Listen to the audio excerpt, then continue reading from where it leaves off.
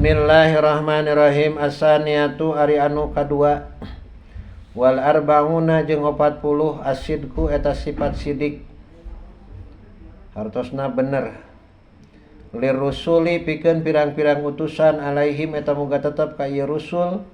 As-salatu ari rahmat wassalamu sareng salam. Fi jami' aqwalihim dina sakabeh pirang-pirang cariosanana ieu rusul. Sabada beres roes tuntas paragat musonib mertelakeun sifat-sifat boh anu wajib mustahil wenang di Allah sarta dalil-dalilna. Ayeuna musonib rek nerangkeun sifat-sifat anu wajib dina hakna para rasul. Nomor kahiji sifat anu wajib di rasul teh nyata sifat sidik. Ngan samemeh nerangkeun sifat sidikna para rasul perlu dikanyahokeun heula naon ari ngaran rasul.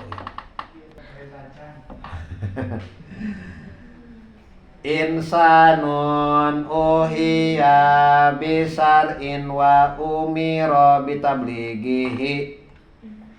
Jadi rasul teh jalmi anu diwahyuan hukum-hukum syara sareng diparentah kudu ditepikeun ka umatna.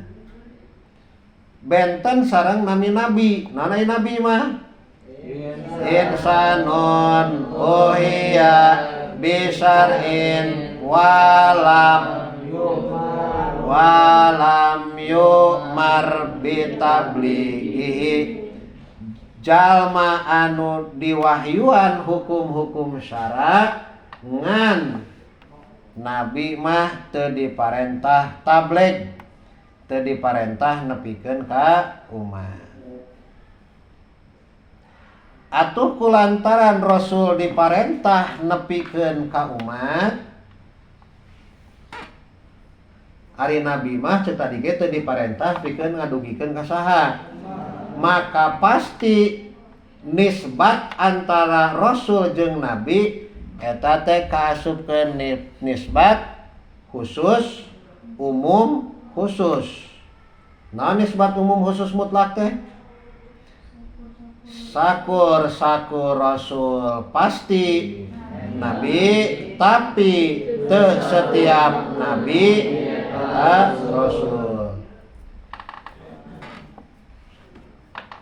Umpama nabi henteu diparentah tabligh maka gugur dua sifat ti nabi. Kali deui umpama nabi teu diparentah tabligh maka gugur dua sifat ti para nabi anu teu jadi naon? Nu teu jadi rasul. Buktina sifat naon? Sifat tabligh jeung dua sifat ceuk si Agis bieu sifat kitman. Lamun eueuh tabligh berarti eueuh lalawanana oge, kitu lin. Sehingga sifat para nabi anu teu jadi rasul mah ngan ukur 7. Berarti nabi mah ngan ukur sidik, amanah, patonah, kidib, hianat, biladah, tamahan wengke jeung jaid, aradul basyariyah. Saur sapalih ulama jumlah para nabi eta teh 124.000, sedangkan jumlah rasul sabaraha? 313. Tapi nurutkeun kaul sahih mah boh para nabi, boh para rasul ulah dibatasan ku bilangan tertentu. Kali deui ceuk kaul sahih mah jumlah nabi, jumlah rasul ulah dibatasan ku bilangan tertentu. Naon sababna? sabab bisi aya hiji nabi atawa hiji rasul anu teu bisa ka bawah ku eta bilangan.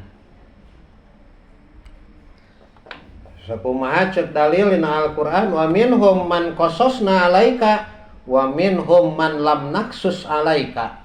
Jadi sapalihna aya nu diceritakeun kisah-kisahna, sapalihna deui aya nu teu dicaritakeun. Tah bisi aya nabi rasul anu henteu ka bawah ku bilangan eta, maka cek kaul sahih mah ulah dibatas ku bilangan.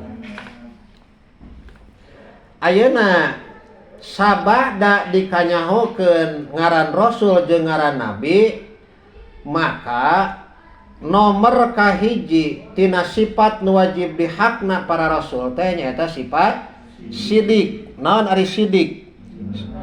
Jujur. Jujur dina naon? Tuluykeun ka dituna fi jami'i aqwalihim.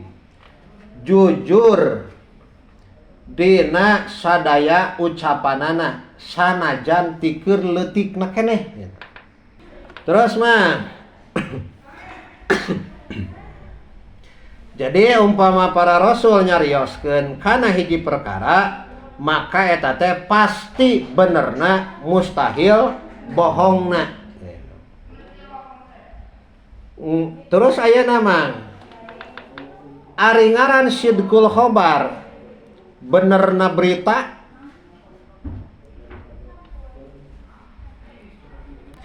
Eta teh mutobaqatul khobari lil waqi. Mutobaqatul khobari lil waqi. Saluyuna atawa sepakatna atawa sarwana omongan jeung buktina gitu. Malah si muhbirna oge jalma nu ngabejakeunana kudu nekadkeun bahwa eta omongan teh akur jeung buktina. Contoh sapertikeun kieu umpamana. Ceuk si Mang Ihab teh ayeuna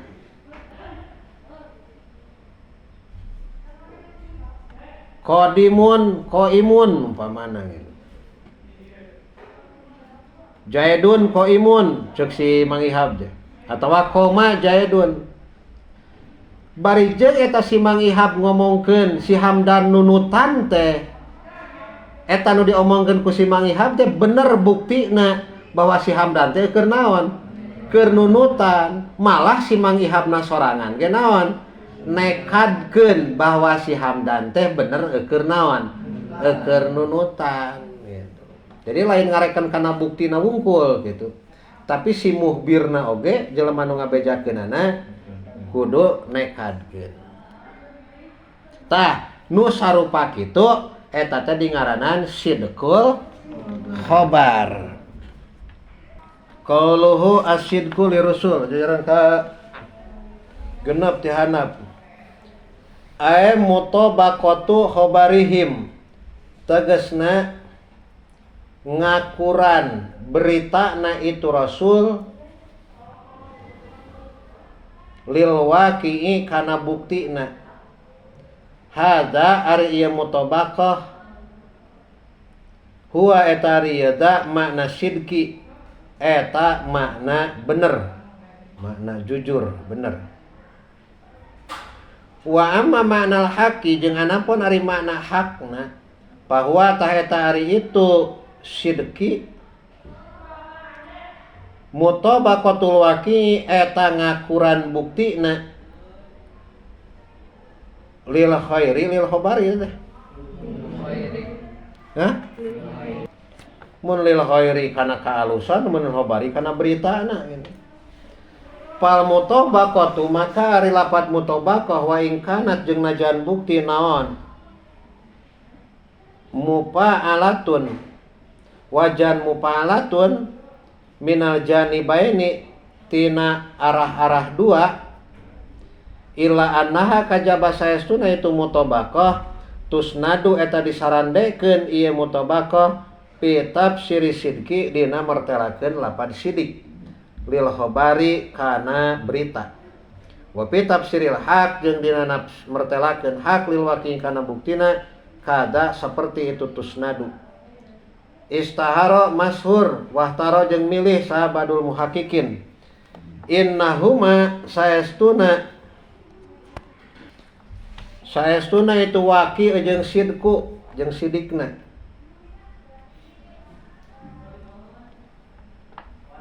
Syai'un eta hiji perkara wahidun anu sahiji. Wa huwa jeung ari syai'un wahid mutabaqatul khabari eta ngakuran kana berita lil waqi'i kana buktina. Wa zalika sareng ari itu wadalika jeung ari itu istahara wahtara li anal waqi'a eta karna saestuna buktina amrun eta perkara sabitun anu tetep palan sabu maka ari nu leuwih pantes ayu kosa eta yang dikiaskeun alai kana itu waqi naon goiruhu lian waqi lal aksu henteu sabalikna. Satik deui nembe diterangkeun kahanapna aya bintang wa'lam. Wa'lam jeung kudu apal anjeun ana jami'a ma kana saestuna sakabeh perkara kila anu dicaritakeun ieu mah fi haqqi rusuli dina hakna pirang-pirang utusan yuqalu eta dicaritakeun ieu jami'i ma yuqalu eta dicaritakeun ieu jami'i ma fi haqqil anbiya'i dina hakna para nabi illa tabligo kajaba sifat tableg wadiduhu jeung lalawananana itu tableg fa innahuma maka saestuna ieu tableg wadid khossotani eta anu narima tangtu duanana birrusuli ka pirang-pirang rasul idin nabiyu karna ari nabi alladzi eta jalma laisa anu henteu ieu alladzi anu lain ieu alladzi birasulin eta rasul la yuballigu teu nepikeun ieu nabi syai'an kana hiji perkara naam bener itu la yuballig. Yajibu wajib naon ayuh baro yang diberitakeun naon bi annau saestuna itu nabiun eta nabi liyuh taromu supaya yang dimuliakeun itu nabi wa yudomu jeung diagungkeun itu nabi. Jadi sanajan teu diwajibkeun tableg teu diparentah tableg tapi eta nabi kudu ngabejakeun bahwa dirina teh naon nabi supaya naon supaya dimuliakeun supaya diagungkeun. Asali satu ari nu katilun awal arbauna jeung 40 alamanatu eta sifat amanah. Ae ismatuhum tegesna karaksana rusul minal wuku'i tina tumiba fi muharramin dina perkara anu diharamkeun aw fi makruhin atawa dina perkara anu dimakruhkeun. Belah kana teh kudu logatnya. Namahan we saeutik mah sidikna para rasul teh mah kabagi 3 eta teh. Hiji sidikna para rasul dina ucapanana anu ta'aluk teh nu aya hubunganana jeung masalah urusan dunia. Jadi umpamana rasul nyarioskeun masalah dunia eta teh pasti sidikna. Sapertikeun umpamana nu tadi koma jaidun bener eta teh nangtungna teh. Nu kadua mang benerna para rasul teh dina nganapikeun pirang-pirang hukum Allah ka umat. Jadi sakabeh hukum-hukum anu geus ditepikeun ku para rasul ka umat eta teh pasti bener ti Allahna. Nomor katilu benerna para rasul teh dina ngaku dirina jadi rasul. Bahkan umpamana hiji rasul ngakukeun dirina jadi rasul, maka eta teh sok datang ka umatna bari ngomong ceuk rasul kieu ana rasulun ilaikum minallahi ta'ala. kuring teh hiji rasul utusan Allah pikeun nepikeun risalah, pikeun nepikeun hukum-hukum Allah ka aranjeun kabeh. Dina nalika rasul nyarioskeun ana rasulun ilaikum minallah, kadang-kadang eta rasul teh eta umat teh teu gampang percaya ka rasul. Kulantaran umat teu gampang percaya ka rasul, maka eta umat sok menta bukti. Buktina teh nu lain-lain naon we gitu. Anu eta bukti keur nuduhkeun bahwa eta jalma anu ngaku rasul teh bener-bener utusan saha? Utusan Allah. Maka Allah sok nguatan ka eta rasul nyaeta kunaon nu kamari ngaranna teh? Mukjizat pikeun ngabuktikeun pamenta ti umat. Ayeuna naon sababna pangna umat teu gampang percaya? Sabab ari masalah ngaku jadi rasul eta teh mangrupakeun khawarik lil adat mah. Sehingga nerapkeun kudu aya khawarik anu sejena anu ngabenerkeun kana pengakuan jadi rasulna. Maka Allah nguatan ka eta rasul ku ngabijilkeun mukjizat keur ngabenerkeun kana pengakuan jadi rasulna. Contoh siga kieu mah pengakuan horekun lil adat. Waktu rasul uih Isra Mi'raj eta rasul kan ngakukeun kuring teh peuting geus diperjalankeun ti Masjidil Haram ka Masjidil Aqsa. Eta cariosan rasul kitu kaasupkeun cariosan khawarik teu? Kulantaran kaasupkeun kana cariosan khawarik dipercayaan teu? Kan umat terpecah, lolobana nu teu percaya lin. Nah, keur ngabuktikeunana maka rasul dipaparin deui khawarik ku Allah gitu. Keur ngabuktikeun kana pengakuanana gitu. Ieu mah lain nyaritakeun rasul ngaku jadi rasul lain ya mah. Rasul ngaku tos Isra Mi'raj. Maka dibijilkeun deui khawarik nu sajena. Naon khawarik nu sajena? Nu kamari na kitab Dardir geuningan. Anu terakhir we nya, anu terakhir. Aya nu nanya ka Rasul, "Cik cenah ari panto Masjid Aqsa teh sabaraha? Janelana sabaraha? Tihangna sabaraha?" Maka Rasul kan bingung. Kumaha saur Rasul ya? Da teu ngitung panto, teu ngitung tihang. Maka cek dina kitab Dardir, Allah ngadatangkeun Masjidil Aqsa dipayuneun Rasul. Didatangkeun gambaran panto-panto masjid sehingga Nabi pan langsung ninggal gitu. Siga kitulah. Nomor 2 tina sifat nu wajib di Rasul. Nomor ka-43 tina sagemlenganana aqaid. Nyaeta sifat amanah. Jadi nu dimaksud ku amanah di dieu teh ismatuhum. Diraksana para rasul ku Allah. Diraksana teh mang lain dohirna wungkul, tapi jeung batinna. Dohiron wa batinan. Diraksatina naon dohir batina? Tina midamel perkara nu diharamkeun jeung nu dimakruhkeun.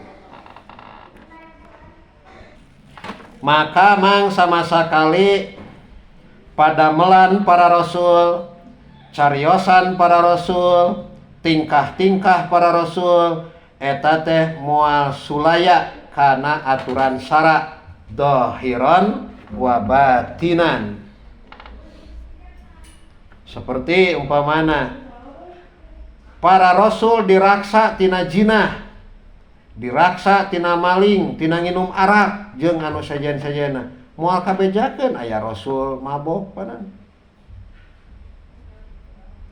Batina oge dijaga mang diraksa sehingga moal aya dina hate rasul ria, dina hate rasul hasud, takabur, moal aya sabab rasul diraksa dohiron wa batinan. Malah sapalihna ulama mah geus mere tarif mang kana amanah teh. Nu dingaranan amanah ku para ulama mah malakatun rasikhatun fin nafsi tamna'u sahibaha min irtikabil manhiyat. Jadi saur para ulama mah ari ngaran amanah teh sifat anu tumancep dina hate. Anu eta sifat teh bisa nyegah ka jalma anu kaancikan hatena ku eta sifat tina migawe perkara-perkara anu dicarek. Manhiatna mah rek hukumna haram atawa makruh tahrimnya atau makruh tanjih. Jadi kieu mah ya sing ngarti lamun makruh tahrim kadituna insirop kana haram. Lamun makruh tanjih kadituna insirofna kana khilaful aula. Sing paham. Jadi lamun aya bahasa makruhat, makruhna teh makruh naon ya? Tahrim atawa tanjih. Lamun tahrim kana haram, tapi lamun tanjih eta teh kana nyulayaan keutamaan.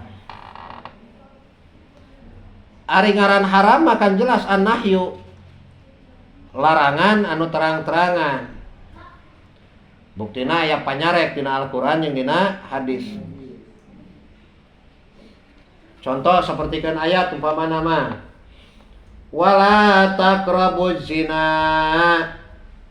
Lapad la taqrabu eta panyarek lain. Nahyun eta teh panyarek. Wala taqrab. Ayeuna umpamana nahyun teu aya anu ngamuarodohan. Apal teh anu ngamuarodohan? Teh anu ngalawanan? Maka eta nahyun insirofna kana haram. Lah sekurang nama amar mutlak gitu atau nahi mutlak lah gitu. Maka hukum jinah teh haram. Daun ngamuarodohan.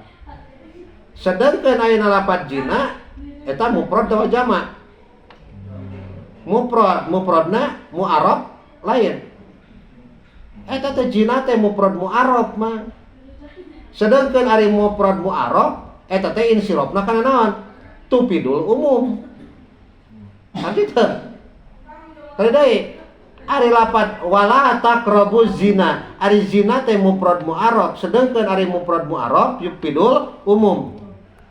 Ayeuna sakur-sakur tupidul umum. Lamun eta jinah mangrupakeun maedahkeun kana tupidul umum, atuh jinahna mah saha wae gitu. Rek rasul, rek saha wae tetep hukumna naon? Haram.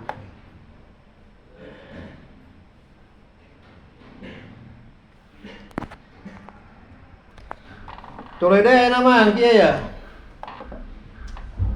Masalah tupidul umum keneh ya. Umum. Jadi masalah jinah nama umum eta teh nya rek suka sama suka atawa suka jeung teu suka diperkosa umpamana. Umumul ashos, baca-baca. Umumul ashos yak tadi umumul ahwal wal ajminah wal amkinah. Umumul ashos, naon umumul ashos teh? Kaumuman jelema nya eta teh sok nerapkeun kana umumna dina tingkah. Jadi masalah ayeuna nerapkeun umum dina tingkah, maka masalah jinahna ge eta mah terlepas tina suka pada suka atawa suka jeung teu suka. Tetep we kaasupkeun kana naon? Kaasupkeun kana jinah. Contoh ceuk siga kieu ayeuna. Awewe diperkosa. Awewe diperkosa eta kaasupkeun kana jinah teu? Hah? Awewe diperkosa. Lalakina jelas jinah dan berkosa. Tapi si awewena kaasup kana jinah teu? Hah? Asup kana jinah teu awewena? Heh, asup teu? Hah? Ieu mana kumaha? Jadi mang anena awewe diperkosa, nah eta awewena kaasupkeun jinah atawa henteu? Tafsil. Kumaha tafsilna? Lamun eta si awewena teu ngarasakeun kana ngeunahna, kakarek eta teu kaasupkeun. Tapi ayeuna ongkoh diperkosa tapi menikmati. tingkahna oge mang nerapkeun kana tingkah ayeuna. Jinahna rek sapertikeun kumaha wae.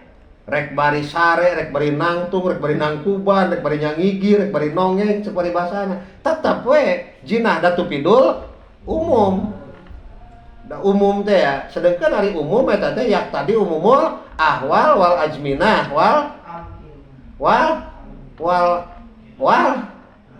wal amkinah wal ajminah. Tempatna rek di mana wae. Rek di hotel, rek di imah, rek di kosan, rek di kebon, rek di mana we, sarua we ngaran jinah mah jinah. Makruh ayeuna. Aya ngaran makruh tahrim naon? Ngaran makruh tahrim. Ngaran makruh tahrim teh tiap-tiap panyarek anu aya kaol mahsusna. Tiap-tiap panyarek anu aya kaol mahsusna. Jadi aya bukti nahina gitu, aya bukti panyarekna boh tina Al-Qur'an atawa tina hadis. Ngan eta panyarek teh narima kana ditakwilan. Eta panyarek narima kana ditakwilan. Contoh mang siga kieu umpamana. La yahkumu ahadun bainasnaini wa huwa ghadbanun. Kumaha artina? La yahkumu ulah ngahukuman sahadun hiji jalma bainasnaini antara dua jalma anu padu wa huwa bari ari itu ahad ghadbanun eta keur benduk, keur ambak kitu lian.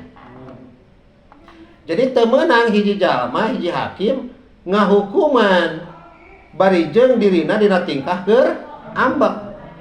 Naon sababna pangna teu meunang? Sabab ngahukuman nalika keur godob, ngahukuman nalika keur ambek eta teh matak nimbulkeun taswis.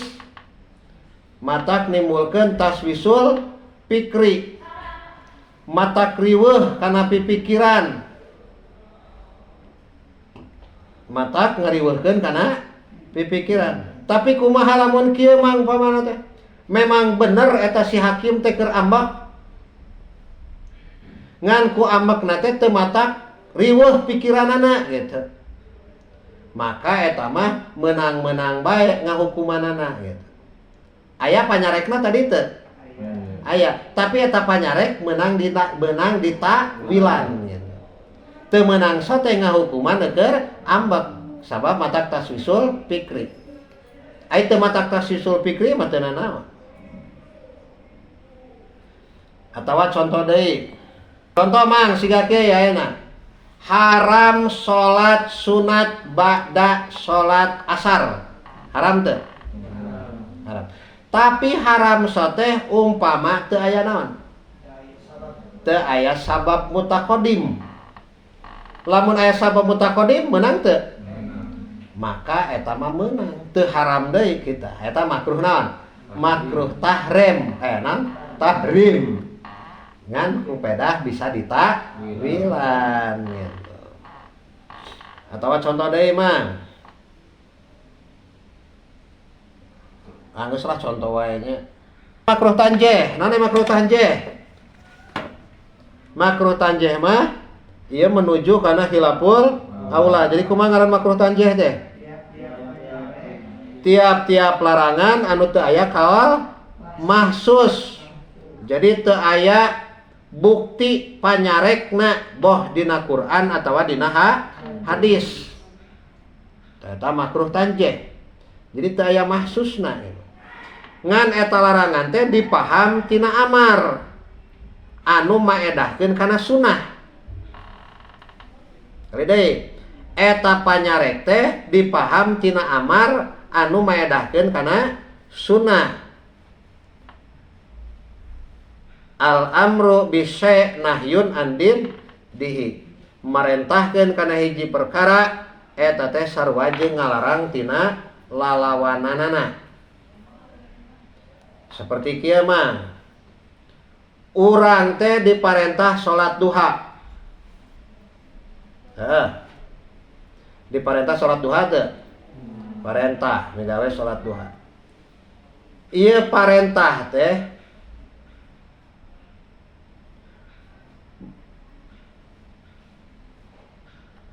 Parentah naon teh? Poe deui mah. Eta salat duha teh diparentahkeun. Atuh kulantaran diparentahkeun, tuluy urang teh teu salat duha, ngan pedah parentahna parentah naon? Sunat. Kulantaran diparentahkeun mang eta salat duha teh. Maka lamun urang teu migawe kana eta salat duha, tah hukumna teh makruh tanjih eta teh. Harita. Hukumna teh makruh tanjih. Anu menujuna kana naon? Khilaful. Naon sabab napangna ngaranna makruh tanjih? Sabab teu aya penjelasan nahyu anu langsung nyarek tarkud duha. Ieu teh ngan sakadar dipaham tina amar anu maedahkeun kana naon? Amar anu maedahkeun kana sunnah. Tah para rasul mah mang diraksa dohiron wa batinan ku Allah, sehingga moal aya pagawean para rasul anu nyulayaan kana aturan syara. Moal aya kedik deui atuh nya ya. Bari nangtung lah meh bari mah katingali anu nunutanana Farhan, udang Farhan. Han. Ya. Lamun aya pagawean rasul anu jiga maksiat, maka eta teh kudu ditakwil, kudu dipengkolkeun. Naon sababna? Ceuk tadi oge rasul mah diraksa, rasul mah dimaksum. Sakali deui, lamun aya padamelan rasul anu jiga maksiatnya, sanes maksiat tapi jiga. Urang contohan mah ya kieu. Geus teu kudu ditulis, dengekeun we ye. Sing hafal we. Contoh mang siga kieu. Hiji waktos Nabi Ibrahim teh nuju leumpang, nuju papah jeung istrina. Begitu keur leumpang eta Nabi Ibrahim panggih jeung Raja Dolim, Raja Namrud cenah teh mah. Ku raja ditanya Nabi Ibrahim jeung Siti Saroh nya, panggih jeung Raja Namrud. Eta Siti Saroh teh mang istri geulis kacida, istri geulis. Malah dina hiji kayat mah dicarioskeun kieu eta teh. Geulis-geulisna Siti Saroh ku geulis-geulisna. Raja Namrud teh nepikeun ka terngiang-ngiang, kabayang-bayang we ka Siti Saroh teh. Hayang ngadeuketan Siti Saroh. Tapi tiap Raja Namrud rek nyabak Siti Saroh, eta teh panas memang hawana teh. Siti Saroh kelebihanna Siti Saroh. Kan kieu lah dongeng maksudna mah. Eta Nabi Ibrahim ditaros ku eta raja. Jadi Raja Namrud teh harita boga watek kieu. Tiap anu dipikahayang ku manehna hiji awewe rek boga salaki atau can boga salaki, maka kudu kalaksanakeun gitu. Raja Namrud harita. Ditaros eta Nabi Ibrahim. Ceuk Raja Namrud, "Hei Ibrahim, ari eta saha awewe teh?" Nabi Ibrahim ngajawabna kieu, "Hadihi ukhti." Ari ieu awewe eta dulur awewe kuring. Bohong teu? Bohong teu? Bohong. Atuh lamun bohong gitu berarti Nabi Ibrahim maksiat teu? Maksiat teu? Hah? Takwil siga maksiat kan? Padahal teu maksiat. Naon sababna pangna disebatkeun teu maksiat? Sabab nu dimaksad hadihi uhti ku Nabi Ibrahim lain uhti sanasab, tapi uhti saagama gitu. Jadi teu matak naon? Teu matak maksiat, teu matak doraka. Jadi tetap Rasul atau Nabi Ibrahim tetap kariksa tina naon? Karaksa tina sifat amanah gitu. Janten angger amanah gitu, karaksa para rasul. Eta di antarana contohna sih kayak gitu. Kulantaran para rasul diraksa dohiron wa batinan, sehingga para rasul mah moal migawe kana manhiat, boh nu dilarang, boh nu haram atawa nu makruh. Contoh deui mah Kangjeng Rasulullah sallallahu alaihi wasallam kantos dina hiji waktos mantena wudu sakali. Wudu sakali. Ada sakalina, lain sakali. Nabi wudu sakali atawa kantos 2 kali 2. Ngumah rarai ngan sakali, ngumah panangan ngan sakali, ngumah ngusap mastaka sakali, tuluy ngumah sampean oge sakali. Eta sakali atawa 2 kali. Tuluy umpamana teh ku si Ihab dipraktekeun hab. Ente teh wudu sakali, nya ngumah beungeut sakali gitu, ngumah leungeun sakali atau 2 kali. Tah maka eta teh dihukuman makruh. Ketika orang migawe wudu ngumah beungeut ngan sakali, ngumah leungeun ngan sakali. Naon sababna pang dihukuman makruh? Sabab sunatna ngumah beungeut sabaraha kali gitu. Ngan makruhna makruh. Atuh lamun kitu mah meureunana ayeuna, dia tadi ngomongkeun si Ihab wudu sakali, berarti hukumna naon? Makruh. Sedangkan eta teh pernah dipidamel ku Rasul. Hale? Pernah dipidamel ku Nabi. Atuh lamun kitu meureun Nabi teh midamel kana pamakruhan. Oh, lain kitu. Tapi Nabi midamel kitu teh litasri. Karena rek nyarehatkeun bahwa pagawean wudu ngumah sakali teh dihukuman meunang ngan pedah makruh gitu. Litasri unggul gitu. Litasri unggul. Teras deui ayeuna Nabi kantos geuningan dina hadis Goilan. Nabi teh salat asar 2 rakaat aweh salam. Teras Nabi angkat. Begitu angkat nyarane kana tihang teras ditaros. Naha hilaf Rasul atawa kosor. Kan ditaros gitu. Cek Rasul teu poho, henteu kosor. Nah atuh cenah tadi geuningan 2 rakaat salat gitu. Nah Rasul benar urang teh tadi lamun bahasa urangnya. Nah laras tuh tadi kuring ke salat 2 rakaat, laras si Rasul, teras Rasul neraskeun deui kana 2 rakaatan. Eta teh lain maksiat gitu. Tapi keur litasri. Jadi hukum fikih kadinakeun, maka lamun urang salat sapertikeun kitu poho, maka meunang tinggal nuluykeun deui. Jadi urusanana litasri. Sarahna heula tinggal kedik. Qaluhu ay ismatuhum minal wuku aya.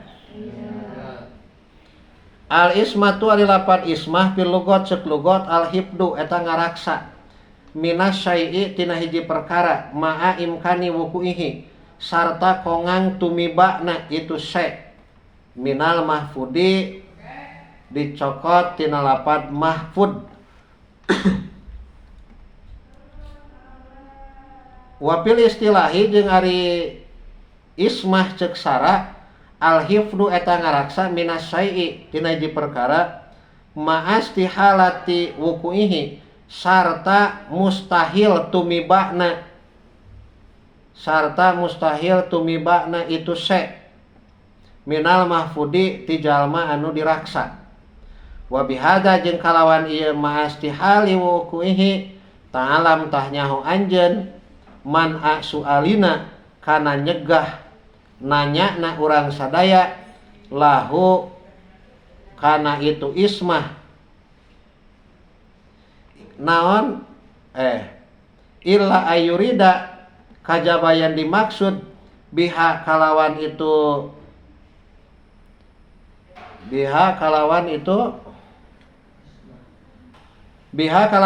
ismah naon makna al-lugawi nu bangsa lugawi. Wal muradu jeung anu dimaksud ismatuhum eta ngaraksana para rasul ming dalika tina itu wuku dhahiran wa batinan dina dhahirna jeung batinna kamayati bi kalamihi. Wallahu maka ari Allah asima eta ngaraksa Allah dhahirahum kana dhahirna rasul minaj jinna tina jinna wa syurbil khamri jeung tina nginum arak wal kidbi jeung bohong ila ghairi dalika nepi kalian itu jinah ileh. Min man hiyati dhahiri nyatana tina pirang-pirang dicegah dina dhahirna wa asima jeung ngaraksa Allah batinahum kana batina rasul minal hasadi tina hasud waria wa hubbid dunya jeung tina cinta dunia ila ghairi dalika nepi kalian itu hasud ileh. Min man hiyatil batin nyatana tina pirang-pirang nu dicegah batin. Eta mang aya qaulu muharramun mang aya da Tina muharramun kahanapna 3 jajar. Tawadoa aya teu? Aya teu? Tawadoa wudu Kangjeng Rasulullah sallallahu alaihi wasallam marotan kalawan sabalikan marotan sabalikan wa marotaini jeung kalawan 2 balikan marotaini 2 balikan wa syariba sareng ngaleut Kangjeng Nabi sallallahu alaihi wasallam qaiman bari ngadeg ma'a anadalika sarta saestuna itu tawaddoa marotan marotaini jeung surba qaiman jeung syariba qaiman makruhun eta dimakruhkeun li anna karna saestuna urang sadaya nakulu eta ngucap urang sadaya inna ma fa'ala pasti nami damal Kangjeng Nabi sallallahu alaihi wasallam dalika kana itu tawaddoa marotan eta teh min haisut tasri tina arah-arah ngagelarkeun syariat. Jadi tina arah-arah ngagelarkeun syariat. Wa huwa sareng ari itu dalik min hadihil haisiati tina ieu arah-arah laisa eta lain ieu dalik makruhan eta dimakruhkeun bal huwa balik tadi itu dalik taatun eta taat yusabu anu diganjar Kangjeng Nabi sallallahu alaihi wasallam alaiha netepan kana itu taat.